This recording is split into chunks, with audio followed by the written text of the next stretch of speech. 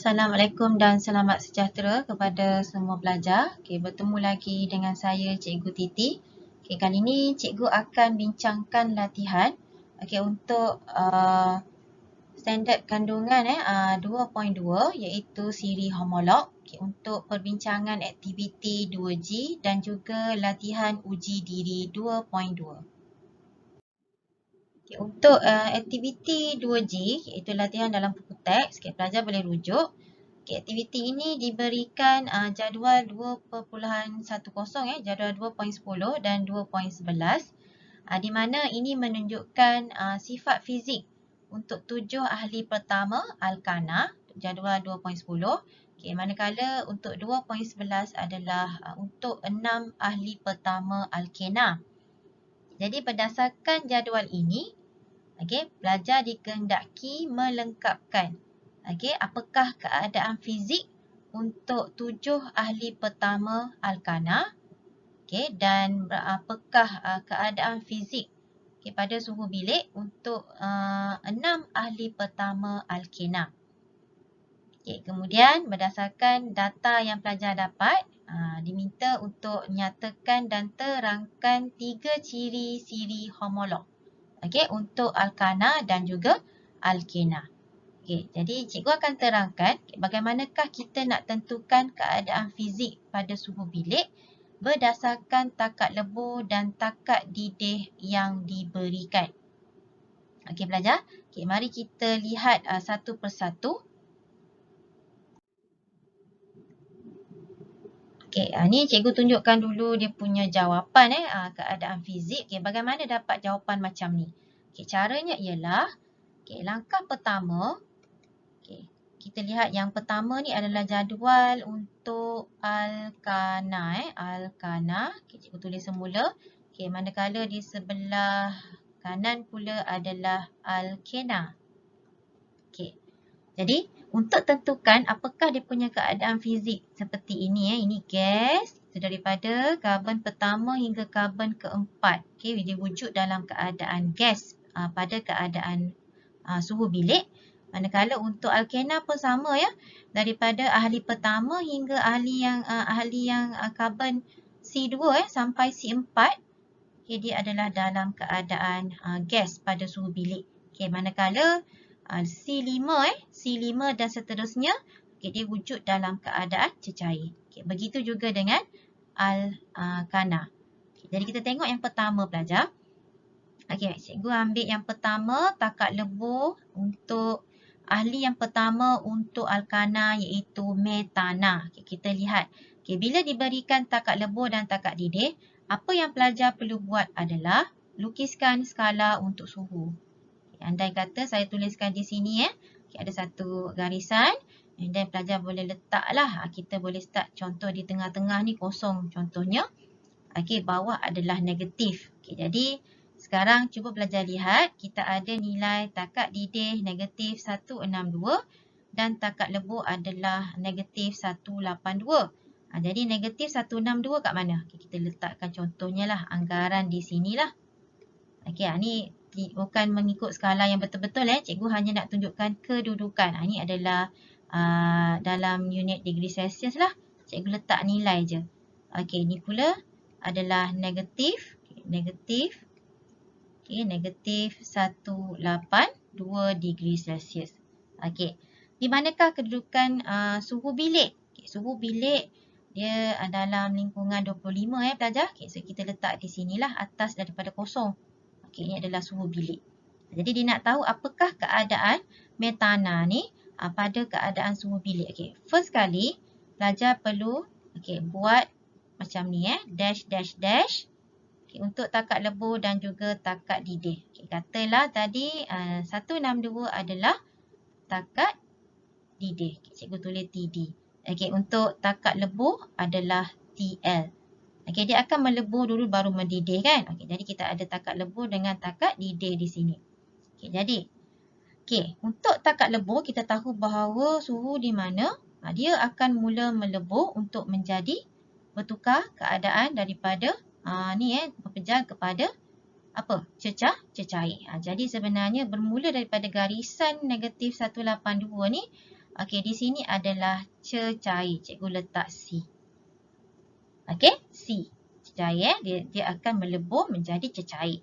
Okay, maknanya dalam skala negatif 182 hingga negatif 162 ni, dia wujud dalam keadaan cecair lah. Sebab dia melebur daripada bawah tadi start negatif 182.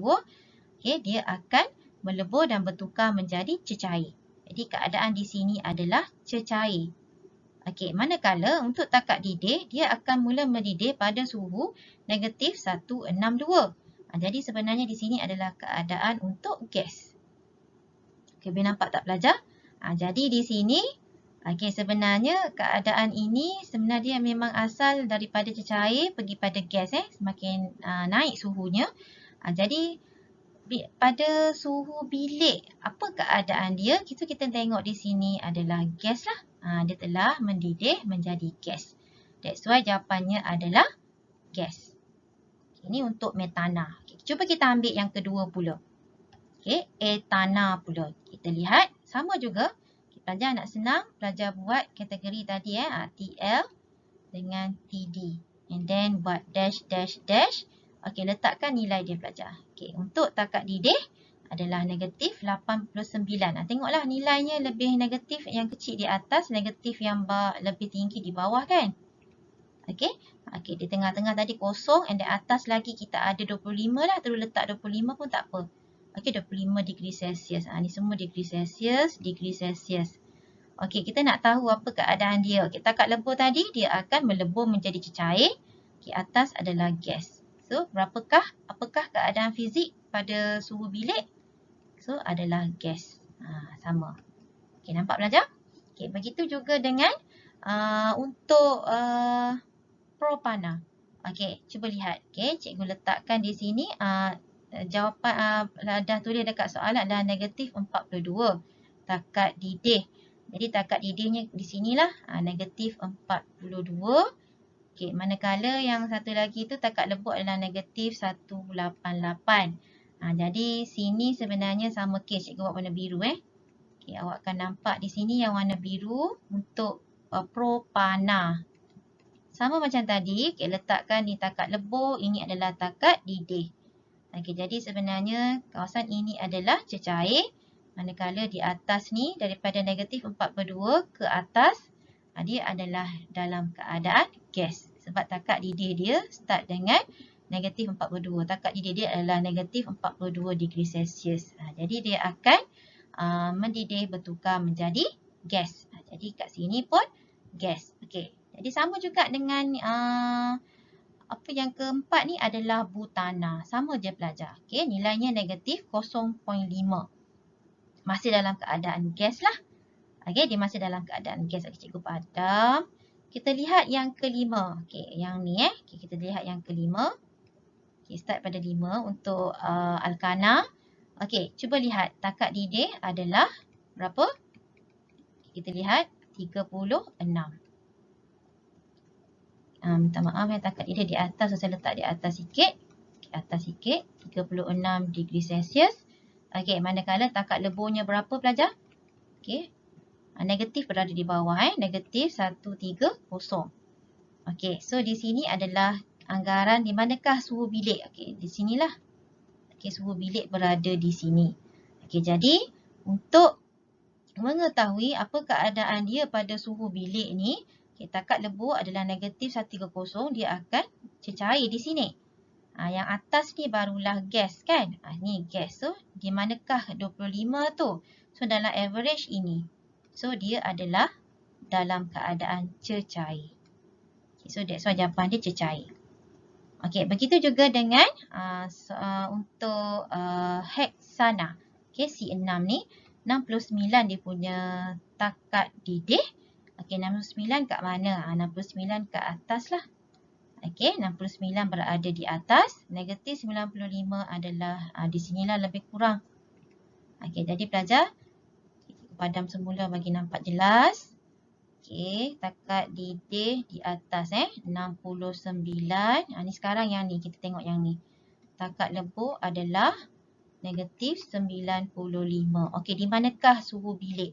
Okey, suhu bilik di antara ni lah. Iaitu 25. Ni skala suhu, skala suhu. Okey. Jadinya di sini adalah takat apa? Takat lebur, manakala yang ni adalah takat didih. Jadi ini cecair, ini adalah gas. So kat manakah suhu bilik? Di sini. So dia wujud dalam keadaan cecair. Okey, boleh jelas tak pelajar? Okey, sama juga seperti yang inilah heptana di mana 98. Okey, 98 lagi tinggi. Lagi tinggi daripada 69. Jadi sama kes pelajar di mana suhu untuk takat leburnya adalah negatif 91 di sini. So dia tetap lagi dalam keadaan cecair. Okay, begitu juga dengan untuk alkena pelajar. Okey, kita nampak di sini semuanya negatif sampai je kat sini. Okey, takat didih dia jadi 30. Okey, contoh saya ambil yang ni. 30 dengan negatif 165. Okey, ini adalah takat lebur. Okey, yang ni adalah takat didih. Okey, ini cecair.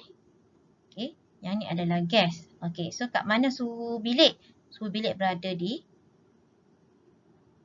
mana pelajar? Okey, suhu bilik berada di bawah lah. Okey, lebih rendah kan? Okey, atas lagi tinggi. Jadi kat sini dalam keadaan cecair. Okey, untuk yang kelima iaitu pentena. Okey, pentena dia wujud dalam keadaan cecair pada suhu bilik. Okey, jika takat didihnya 63, makin atas lah pelajar. Nilainya makin di atas 63. Okey, ini negatif 140. So berada di sini. Dia masih lagi dalam keadaan cecair. Okey, boleh nampak dengan jelas. Kita ambil yang last lah. Kita tengok yang last sekali. Okey, 93 takat didihnya. Okey, 93. Takat leburnya adalah negatif 119. Okey, jadi kat sini kita buat tanda. Okey, ini cecair. Okey, manakala yang ni adalah gas.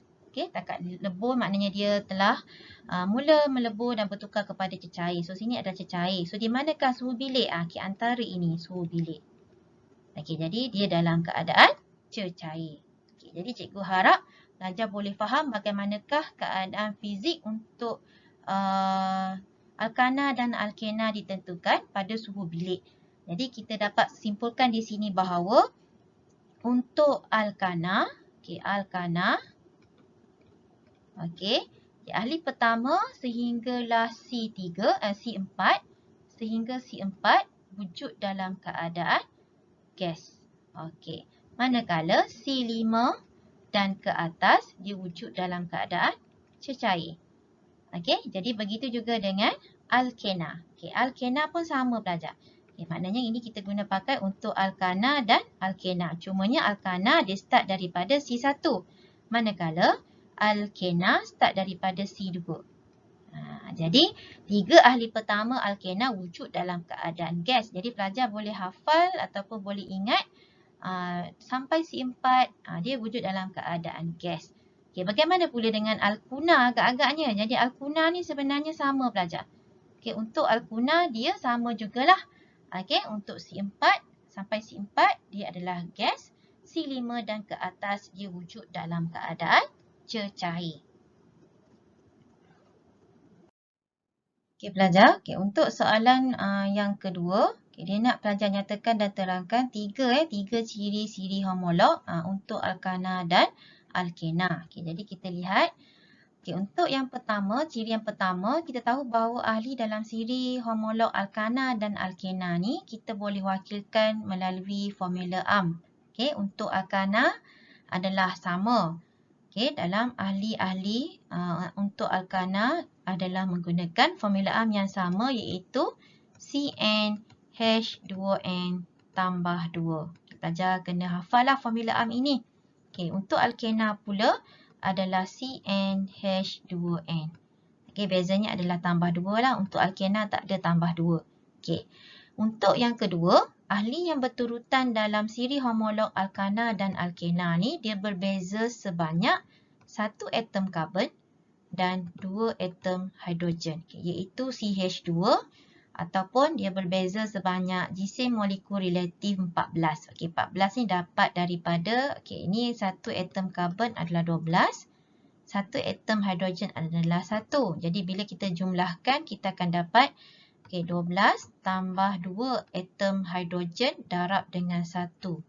Dia punya jisim atom relatif. Okey, jadi dapatlah 14.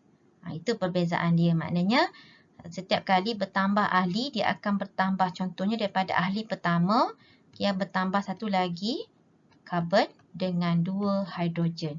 Dan seterusnya untuk karbon yang ketiga. Okay, jadi pertambahannya sebanyak 1 karbon dan 2 hidrogen. Okay, yang ketiga, tadi kita dah tengok sifat fizik untuk ahli-ahli alkana dan juga alkena ni akan berubah beransur-ansur lah. Daripada satu ahli kepada ahli berikutnya. Daripada gas kepada cecair. Jadi daripada ahli yang pertama sehingga karbon 14 adalah dalam keadaan gas. Okay, manakala C5 dan ke atas adalah dalam keadaan cecair. Okay, seterusnya pelajar. Okay, untuk uji diri 2.2, okay, untuk nombor 1, cikgu rasa tak ada masalah lah untuk nombor 1 sebab soalan nombor 1 hanya lengkapkan peta pokok dengan siri homolog dan formula ARM yang bersesuaian. Okay, jadi kita pelajar perlu letakkan apakah nama siri homolog dan tuliskan dia punya formula ARM. Okay, ini jawapan untuk nombor 1 lah. Okay, di mana untuk alkana, alkena dan alkuna adalah dalam kategori hidrokarbon. Okey, yang bukan hidrokarbon, 3 ni lah. Alkohol, asid karboksilik dan juga ester. Okey, untuk formula ARM, pelajar kena hafal. Okey, di mana alkana tadi adalah CnH2n tambah 2. Okey, alkena dia tak ada tambah 2, hanya CnH2n. Okey, manakala alkuna pula adalah CnH2n tolak 2. Okey, beza di sini yang ni ada tambah 2. Okay, ini tak ada apa-apa untuk alkena, tetapi untuk alkuna ada tolak 2. Dan untuk alkana, dia bermula 1. Daripada N dia 1. Manakala alkena dan alkuna, N dia bermula daripada 2. Okey, alkohol pula, pelajar nak ingat, yang depan dia adalah CnH2n tambah 1. Belakang mesti ada OH. Nampak OH je, alkohol Okey, manakala asid karboksilik, depan dia sama macam alkohol, CnH2n tambah 1, tetapi belakang ni adalah kumpulan perfungsinya adalah COOH. Okey, alkohol, N dia start daripada 1, asid karboksilik start daripada sifar atau kosong. Okey, ester pula CnH2n tambah 1, COO CmH2m tambah 1. Di mana M dengan N ni bermula dengan nilai yang berbeza. Okay, M start daripada sifar atau kosong. N start daripada 1. Jadi yang ini pelajar perlu hafal lah formula ARM siri homolog yang ada di sini. Okay, untuk soalan nombor 2. Okay, dia berikan, cuba lihat dia ada berikan formula molekul sebatian PQRST. Okay, daripada siri homolog yang berbeza. Daripada formula ini pelajar, formula molekul ini boleh ke pelajar tentukan siri homolognya, namakan siri homolog. Lukiskan formula struktur. Daripada formula molekul ni lukiskan formula struktur. Dan tulis apakah nama IUPAC untuk P, Q, R, S dan juga T. Okey, cikgu tunjukkan untuk panduan pelajar. Okay, bagaimana kita nak detect dia ni siri homolog apa? Okay, yang pertama sekali, mari kita lihat formula yang pertama. Sebab itulah pelajar kena hafal formula ARM. Okey, nampak di belakang adalah COOH pelajar. Jadi ini adalah kumpulan berfungsi untuk asid karboksilik. Okey, yang kedua kita tengok Q.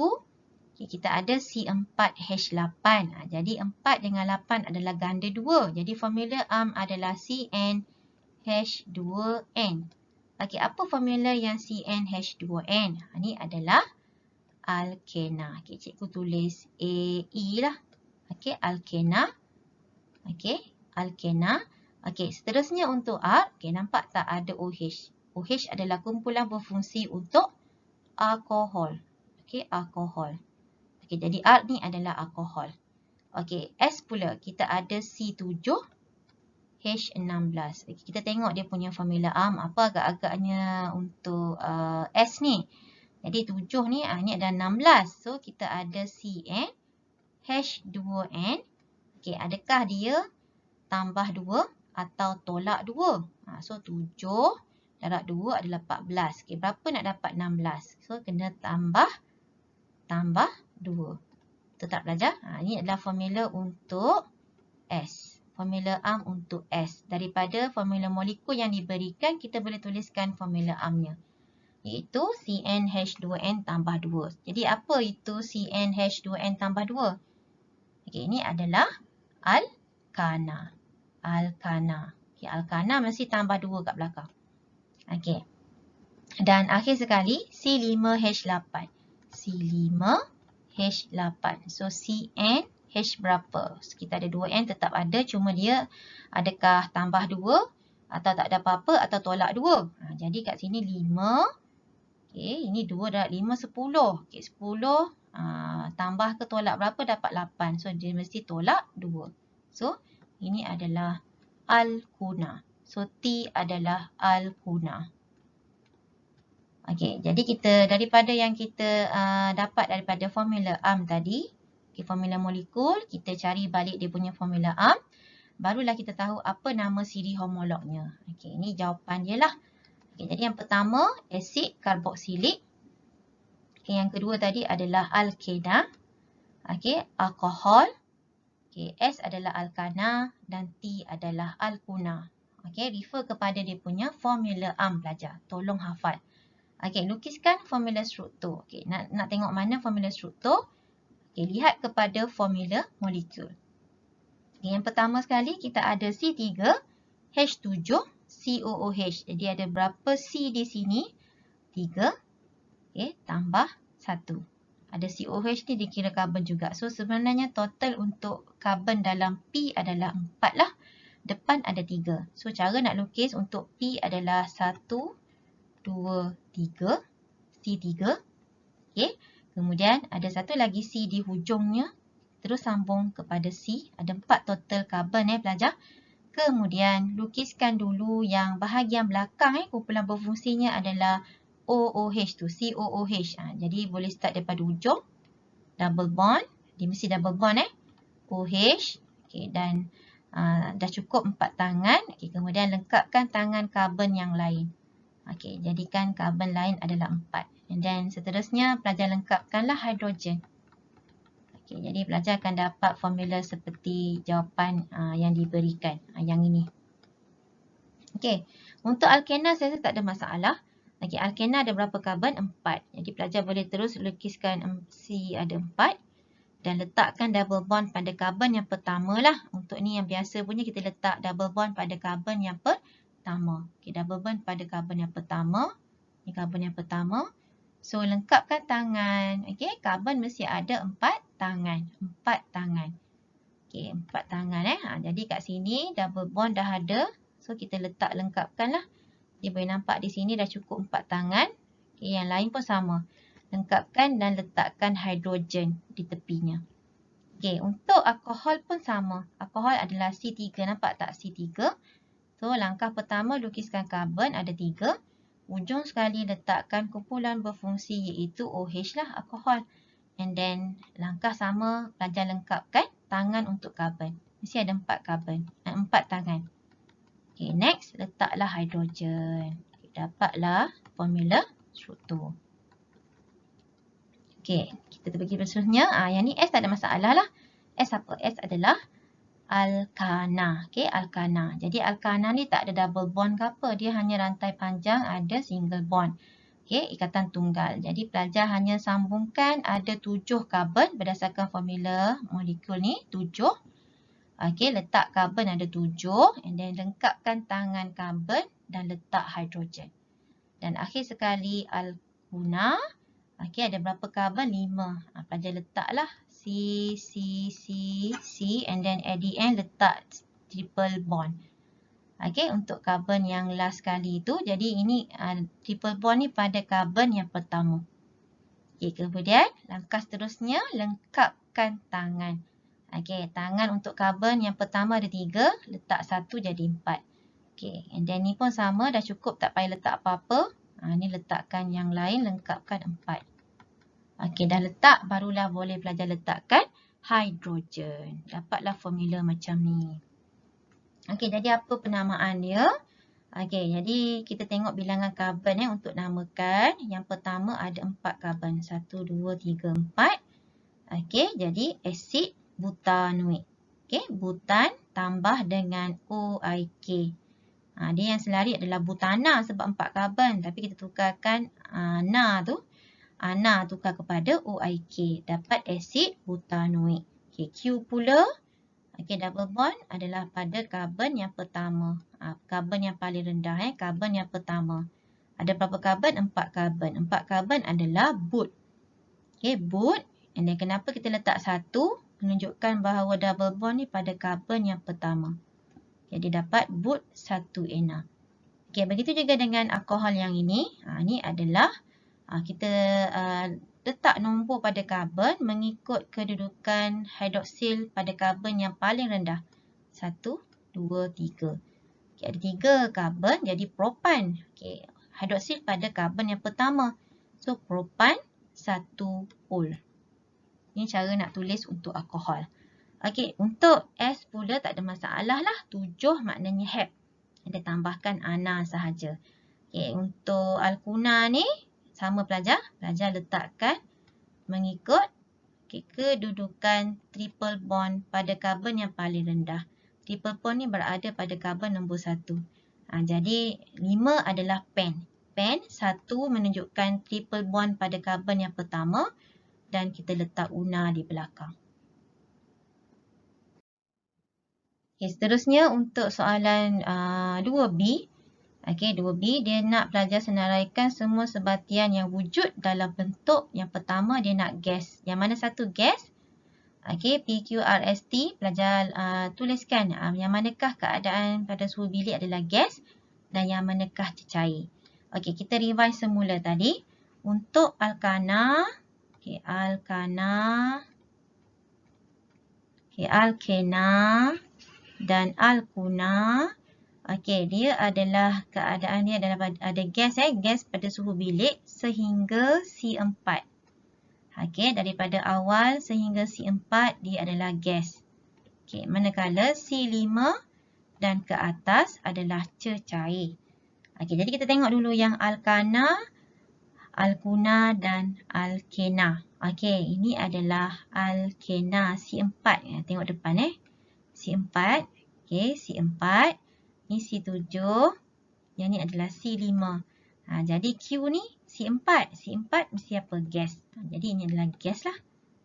Gas. Okay, yang lain lebih daripada 4, iaitu 7 dengan 5. Jadi S ni adalah cecair. T pun cecair. Okay, untuk alkana, alkena dan alkuna.